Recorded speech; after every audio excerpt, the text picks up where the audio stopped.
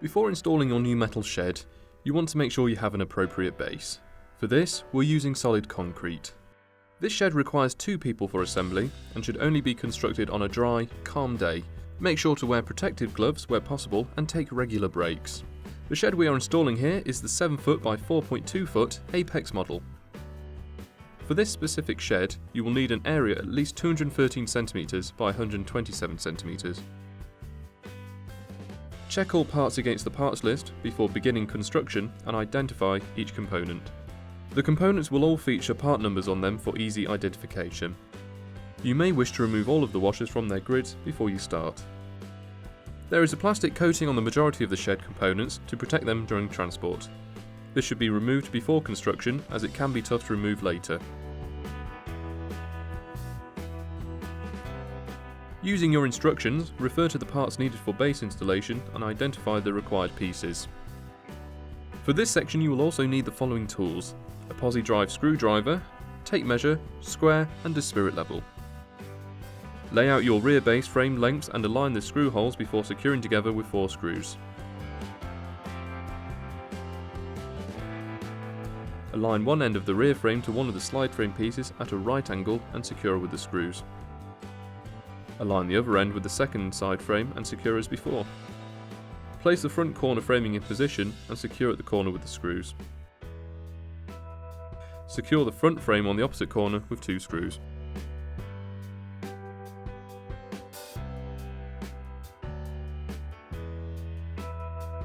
The door threshold should then be placed over the ends of the front base framing. Do not secure this yet though.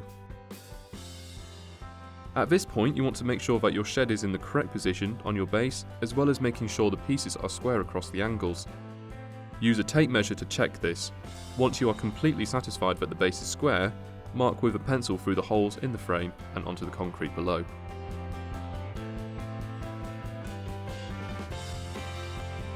Move the frame out to the side and drill down into the concrete at each marked point.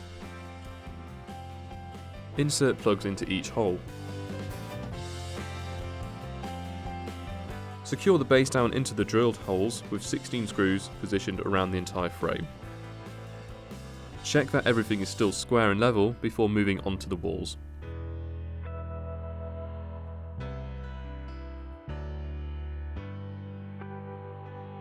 Using your instructions, refer to the parts needed for wall assembly and identify the required pieces. You will also need a pair of pliers. Over the front right corner, position the first 2 panels overlapping the joints.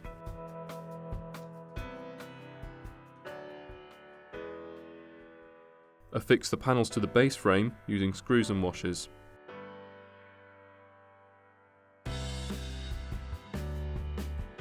To affix the panels together, thread a bolt through the front holes in the middle of the panel with a washer and secure with a nut on the other side. Use pliers to hold the nut steady. Repeat this for the opposite corner with the same panels. Place the top front framing end to end and brace together using the C-shaped plate. Secure the plate using screws through the pre-drilled holes.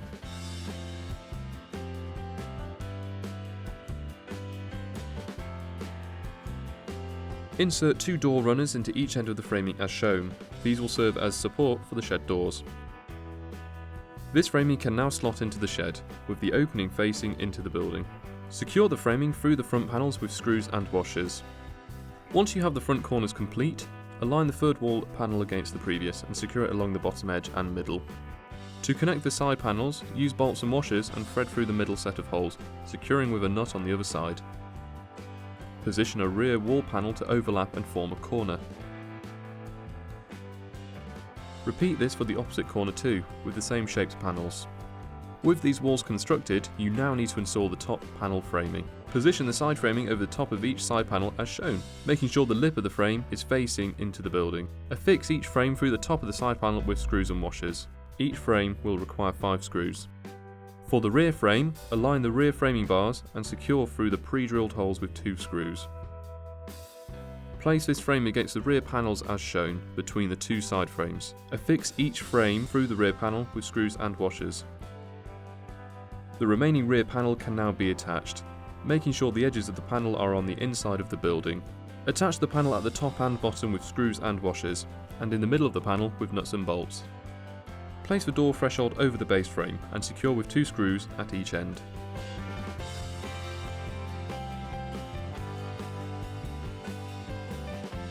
Using your instructions, refer to the parts needed for roof frame assembly and identify the required pieces.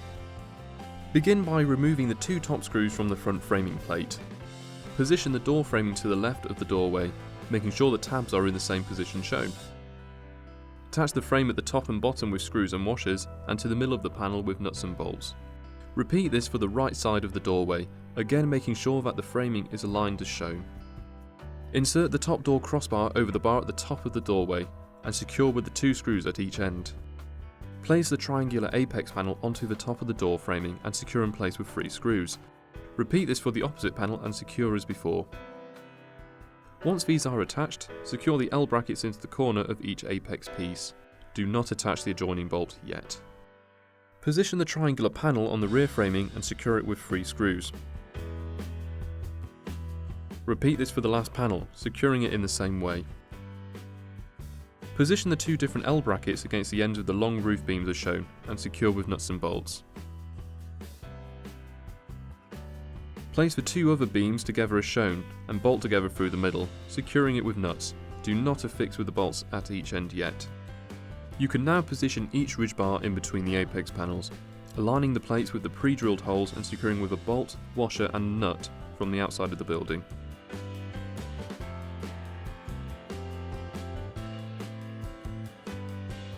Use the central beam to bridge the gap across the apex. You will find you will need to pry the beams apart to fit either side of the triangular framing. Affix with nuts and bolts at each end. Lastly, adjoin the 2 triangular panels with a nut and bolt on the front and back of the building through the L bracket. Using your instructions, refer to the parts needed for roof assembly and identify the required pieces. Arrange the first roof panel over the front right quarter of the shed. Make sure the panel is orientated to leave a slight overhang on the bottom edge. Affix the panel down through the top into the roof beams and side framing. Secure the other rear right panel in the same method.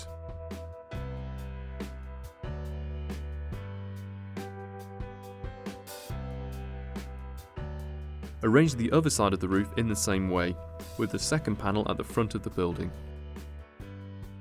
Slide the front roof framing over the front of the roof panels. Use washers and screws through the top of the frame to secure them in place in the middle of the frame, leaving the apex and eaves holes. Slip the side framing onto the horizontal edges of the shed, using washers and screws to secure them in the middle as well. Align the corner caps over each corner of the shed and secure in place with a screw through the top. Align the ridge cover over the apex and secure it with the screws at each end and in the middle with washers and screws.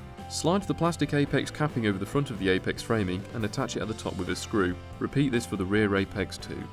Position the plastic vents within the gap at the front and back of the shed. Secure these in place with a screw on either side.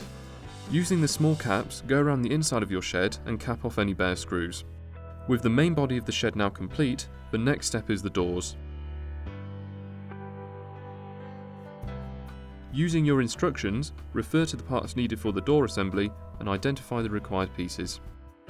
Attach the side framing to each side of the door panel, making sure the 8 holes are at the top of the panel and the framing points into the door.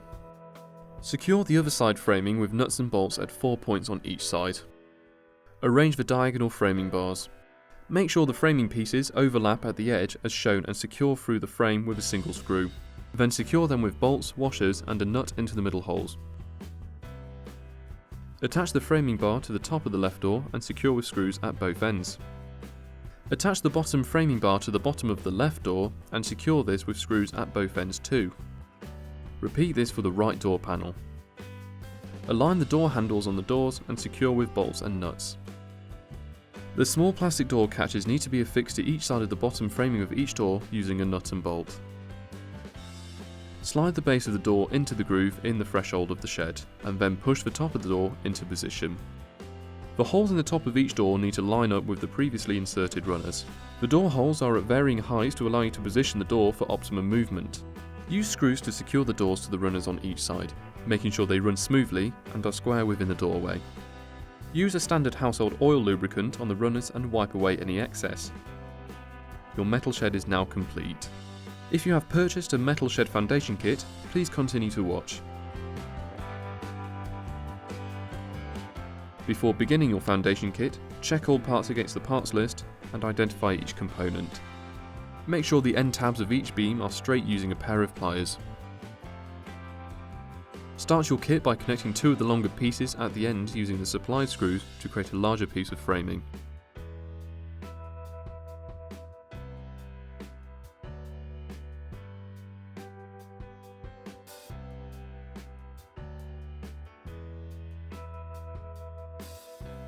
Slide the smaller bar at a right angle to the large bar and secure with screws into the outermost screw holes. Secure the other smaller bar in the same manner. Align the second framing bar and secure the ends in the same position.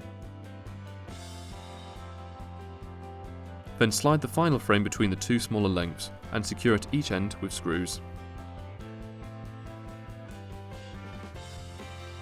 Arrange the frame within the shed, ensuring that it is central and squarely aligned over each side. The frame tab should overlap the base framing of the shed. Use a small metal drill bit to create pilot holes through the screw holes and into the base frame. You can now lay a floor over the top of your foundation kit. Here we're using 9mm OSB sheetboard. This will need to be secured as shown into the metal shed foundation, making sure the edges are flush. Screws for this are not supplied and requirements will vary depending on your flooring material of choice. Your foundation kit is now complete, and so is your shed. Thank you for watching this video guide. For any further advice regarding your shed, please visit waltons.co.uk.